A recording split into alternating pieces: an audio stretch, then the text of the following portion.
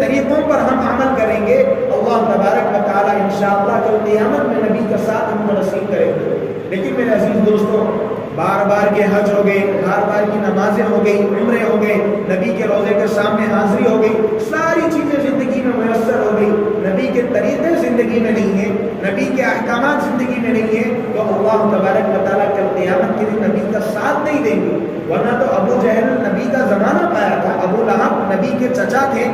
لیکن آپ نے ان کے طریقوں کو نہیں اپنایا، نتیجے میں قرآن کہہ رہا ہے کہ قیامت تک ان کے اوپر لعنت برستی جائے گی۔ اور جو بندہ جناب رسول اللہ صلی اللہ علیہ وسلم کی تعلیمات پر عمل کرے گا، اللہ تبارک و تعالیٰ اس کو قیامت کے دن اپنا بھی قرب دیں گے۔ قرآن مجید کے 30ویں پارے میں اللہ نے آیت فرمائی، قُلْ إِن كُنتُمْ تُحِبُّونَ اللَّهَ فَاتَّبِعُونِي يُحْبِبْكُمُ اللَّهُ۔ اگر تم اللہ کی محبت چاہتے ہو تو تمہارے لیے لازم ہے کہ تم نبی کی محبت کو اپنے دل میں